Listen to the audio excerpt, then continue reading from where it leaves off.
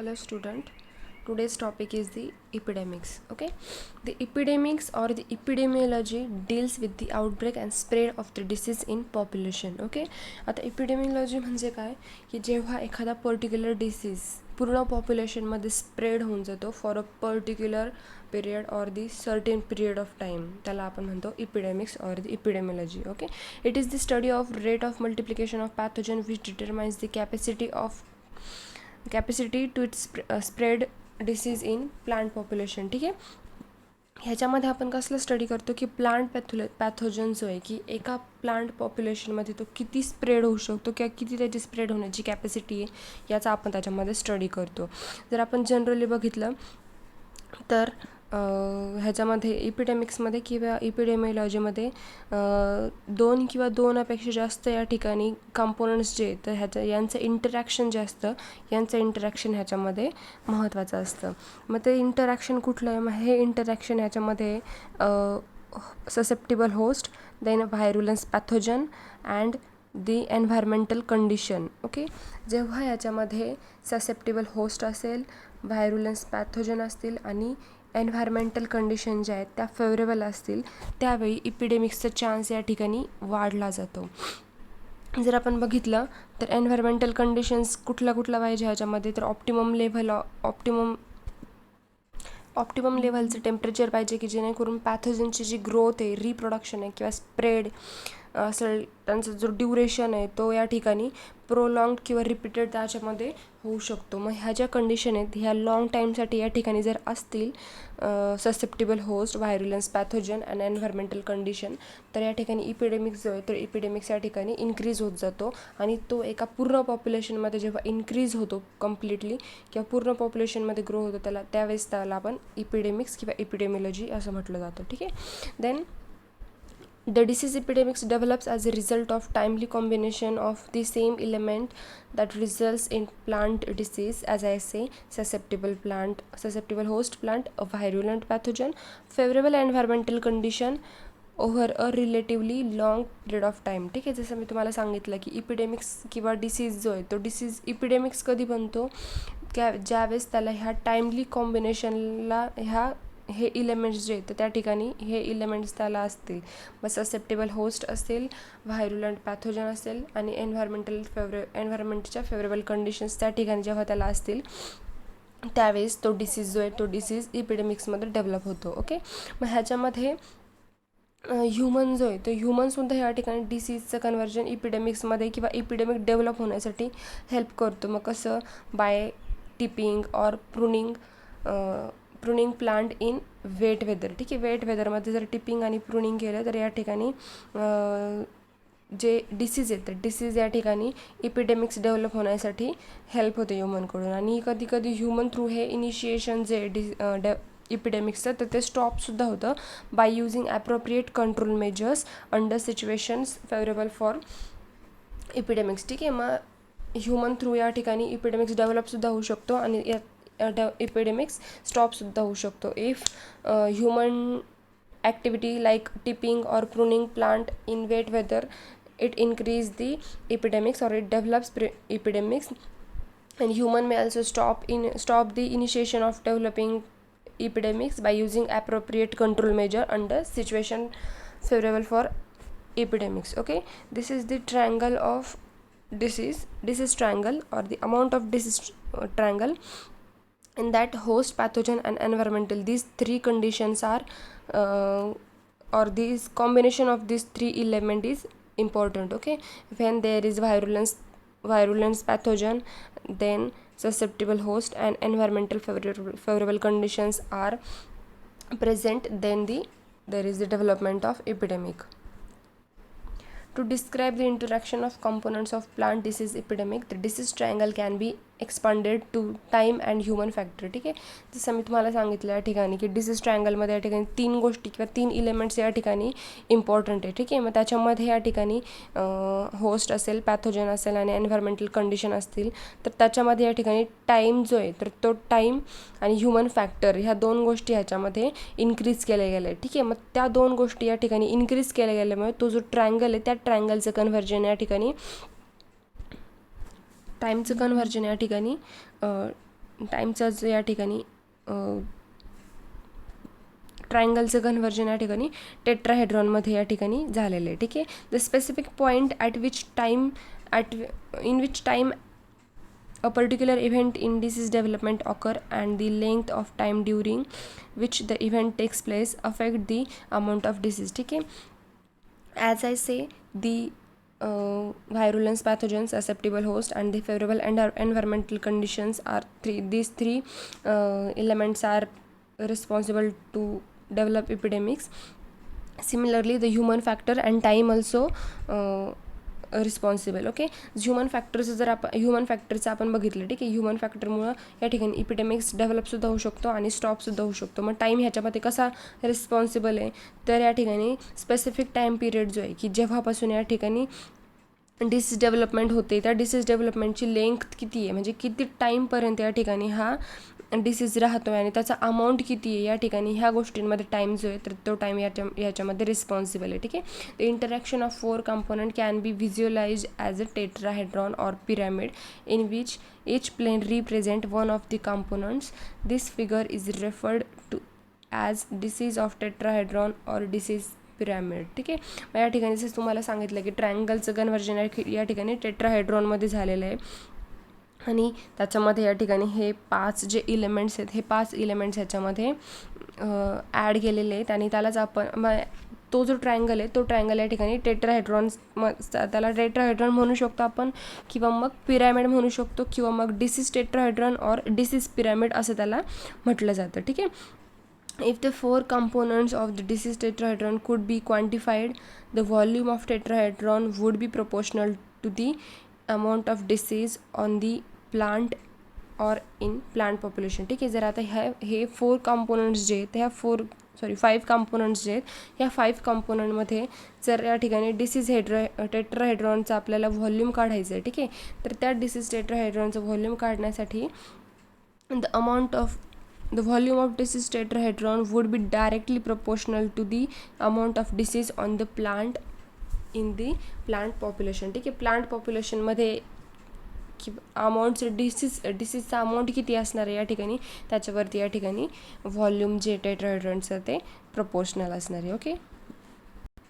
Next point is the plant disease forecasting. Okay, plant disease forecasting generally involves all the activities in ascertaining and notifying the farmer in the area or community that the conditions are sufficiently favorable for certain disease. Okay, plant disease forecasting actually काय आहे, तर plant disease forecasting जे त्या ठिकाणी plant disease forecasting ही organisation जी आहे, ही organisation आहे disease फॉरकास्टिंगसाठी. म्हणजे काय, एक वॉर्निंग सर्व्हिस आहे की एका जनरल एरिया किंवा कुठला एक एरिया असेल किंवा एक कम्युनिटी असेल, त्या कम्युनिटीमधले जे फार्मर्स आहेत त्या फार्मर्सला या ठिकाणी वेळेवर या ठिकाणी वॉर्न करणं की सर्टन डिसीज जो आहे ह्या सर्टन डिसीजसाठी या ठिकाणी ह्या कंडिशन किंवा ह्या कंडिशन ह्या सर्टन डिसीजसाठी या ठिकाणी फेवरेबल आहे आणि त्याच्यावरती कंट्रोल मेजर्स जे असतील तर त्या कंट्रोल मेजर्सचे या ठिकाणी ॲप्लिकेशन्स जे तर ते सांगणं या ठिकाणी ते म्हणजे disease forecasting. Okay. Disease forecasting requires complete knowledge of epidemiology, that is development of disease in the population under the influence of factor associated with host, pathogen and the environment. ठीक आहे. प्लांट डिसीज फॉरकास्टिंग जे आहे, plant disease फॉरकास्टिंगमध्ये इपिडेमियोलॉजीचा study किंवा इपिडेमियोलॉजीचा knowledge या ठिकाणी important आहे. ठीक आहे. का, मग ह्याच्यामध्ये आपल्याला डिसीजचा स्टडी करायचा असतो आणि if we have to study the disease then 3 factors are responsible for disease. Which are the 3 factors? These are the host, pathogen and the environment. ठीक आहे. मग ह्या 3 फॅक्टरचा या ठिकाणी इन्फ्लुएन्स डिसीजवरती असल्यामुळे आपल्याला डिसीज इपिडेमियोलॉजी या ठिकाणी त्याचं नॉलेज असणं इम्पॉर्टंट आहे. Okay. Plant disease forecasting is made more reliable if the reason for particular disease developing under certain condition and others are known. ठीक आहे. जर आपल्याला प्लांट डिसीज फॉरकास्टिंग करायचं आहे तर प्लांट डिसीज फॉरकास्टिंग या ठिकाणी खूप इझी होऊ शकतं. कधी, जेव्हा आपल्याला त्या डिसीजच्या मागचं या ठिकाणी रिझन माहिती असेल किंवा मग त्या ठिकाणी कुठलाही डिसीज होतो आहे तर त्या डिसीजच्या मागचं या ठिकाणी रिझन जर आपल्याला माहिती असेल तर आपल्याला डिसीज फॉरकास्टिंग करणं या ठिकाणी इझी होऊ शकतं. ठीक आहे. The experimental investigation is necessary to show that exactly what stage is during disease development is critical for variable incidents are intensity of disease. ठीक आहे. मग डिसीज फॉरकास्टिंग जे आहे तर डिसीज फॉरकास्टिंगमध्ये एक्सपेरिमेंटल इन्व्हेस्टिगेशन करणं या ठिकाणी नेसेसरी आहे. कशासाठी? टू शो पूर्ण डिसीज जो या ठिकाणी डेव्हलप होतो आहे त्या पूर्ण डिसीज डेव्हलपमेंटमध्ये कुठली स्टेज या ठिकाणी क्रिटिकल आहे आणि त्या डिसीजमुळे या ठिकाणी डिसीजची त्या स्टेजमुळं डिसीजची इंटेन्सिटी जी आहे ती इन्क्रीज होऊ शकते. त्यासाठी experimental investigation is necessary. Okay. Time and reliable forecasting gives the farmer many options to choose from that he can weigh the risk cost benefit of his possible decision. Okay. आता disease forecasting जे ते जर आपण या ठिकाणी वेळेवर केलं तर डिसीज फॉरकास्टिंग या ठिकाणी फार्मरला एक ऑप्शन देऊ शकते या ठिकाणी की स्वतःचं नुकसान होण्यापासून किंवा या ठिकाणी लॉस होण्यापासून किंवा रिस्क घेण्यापासून या ठिकाणी वाचू शकतो. ह्या सगळ्या पॉसिबल कंडिशन्स किंवा पॉसिबल सिच्युएशन्स जे आहेत त्या ठिकाणी डिसीज फॉरकास्टिंगमध्ये फार्मरला देऊ शकतो. Actually, this disease forecasting service is the well developed in the countries like UK and the USA, Germany, Japan. Okay, but in India, disease forecasting of wheat rust and rice blast has been initiated. Generally जर आपण बघितलं या ठिकाणी UK असेल, USA असेल, Germany, Japan ह्या कंट्रीजमध्ये या ठिकाणी डिसीज फॉरकास्टिंग ही जी सर्व्हिस आहे तर या ठिकाणी ही त्या ठिकाणी चांगल्या पद्धतीने डेव्हलप झालेली आहे. इंडियामध्ये एवढ्या पद्धतीने नाही आहे तरी पण व्हीट रस्ट आणि राईस ब्लास्ट जे डिसीज आहेत त्यासाठी या ठिकाणी डिसीज फॉरकास्टिंग स्टार्ट झाली होती. Plant disease forecasting has been applied in many disease on the basis of. ठीक आहे. प्लांट डिसीज फॉरकास्टिंग जे ठीक आहे मग भरपूर डिसीजमध्ये या ठिकाणी वेगवेगळ्या डिसीजमध्ये या ठिकाणी अप्लाय केली जाते पण कुठल्या बेसिसवरती अप्लाय केले जाते? These are the basis on which the disease forecasting has been applied. Okay. Weather condition during the intercrop period. ठीक आहे. Then weather during crop season, amount of disease in young crop, amount of inoculum in air, soil, planting material, forecast based on amount of initial inoculum, forecast based on weather condition favoring development of secondary inoculum, forecast based on amount of initial and secondary inoculum. ठीक आहे.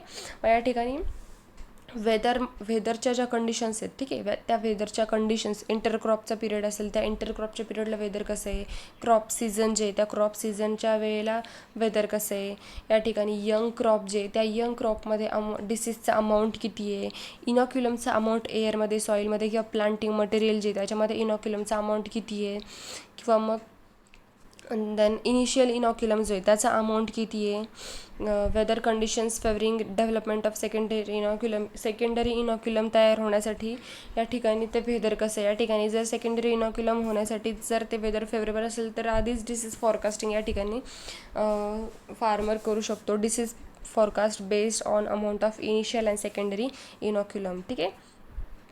Next is the measurement of plant yield disease and yield loss. ठीक आहे. मग या ठिकाणी प्लांटचा disease या ठिकाणी किती प्रमाणात होतो आहे आणि इल्ड लॉस किती होतं आहे हे का आपल्याला याच्यामध्ये बघायचं आहे. ठीक आहे. There are some important terms when measuring the disease one is interested in measuring. ठीक आहे. मग या ठिकाणी हे जे फॅक्टर्स आहेत incidence of disease then severity of disease yield loss caused by disease these 3 factors we have to study. ठीक आहे. मग ह्याच्यामध्ये आपल्याला हे 3 फॅक्टर स्टडी करायचे आहेत. फर्स्ट आहे incidence of disease. Then what is my incidence of disease? That is the number or proportion of the plant unit that are diseased, number or proportion of plants leaves stem fruit that show any symptoms in relation to total number of unit examined. Disease incidence is the number of diseased plant is proportion to the total number of plant examine. ठीक आहे. ह्याच्यामध्ये की प्लांटचा कुठला part किंवा प्लांटचे जे वेगवेगळे part आहेत ठीक आहे प्लांटचं लीफ असेल, स्टेम असेल, फ्रूट असेल ठीक आहे हे किती या ठिकाणी डिसीज आहेत किंवा काय काय ह्याच्यामधलं डिसीज आहे त्याचा नंबर आणि टोटल किती प्लांट या ठिकाणी डिसीज आहेत त्याचा नंबर म्हणजे काय disease incidence or the incidence of disease. ठीक है. Second is the severity of disease, that is the proportion of area, amount of plant or proportion of area or amount of plant tissue that is disease. ठीक है. Area of plant tissue which is affected. Okay, what is my disease severity? Area of plant tissue affected is proportional to the total area. किती area या ठिकाणी plant टिश्यूचा affected झाला आहे आणि total area किती आहे तो म्हणजे disease severity. Then yield loss. Okay, yield loss caused by disease. The proportion of the yield that the grower will not be able to harvest because of the disease destroy it directly or prevented the plant from producing it. Actually the yield loss is the difference between attainable yield and the actual yield. ठीक आहे. मग yield loss म्हणजे काय की yield loss म्हणजे या ठिकाणी ग्रोवरनी किती या ठिकाणी yield या ठिकाणी हार्वेस्ट केलं आहे, किती yield हार्वेस्ट करू शकत नाही आहे because of the disease destroy or it is prevented the plant from producing. ठीक आहे. yield या ठिकाणी जो हार्वेस्ट करू शकत नाही आहे तो ग्रोवर आणि तो पुन्हा या ठिकाणी प्रोड्यूस करण्यापासून पण प्रिव्हेंट करायचं आहे, त्याला म्हणायचं yield लॉस. ओके, या ठिकाणी त्यांनी ॲक्च्युअल yield या ठिकाणी किती लावलं होतं. ठीक आहे. ॲक्च्युअल yield त्याचं किती होतं आणि अटेनेबल yield त्याला भेटतं किती आहे. ठीक आहे. जे yield त्याला भेटतं आहे आणि जे yield त्याला भेटायला पाहिजे होतं तो झाला त्याचा yield loss cause by the disease. This is the formula for disease incidence. Number of seeded plant into 100 divided by total number of plant examined, and it is the disease severity. Area of plant tissue affected divided by total area into 100. Okay, here we have finished this our second chapter. In next lecture we will start our new chapter, that is third chapter.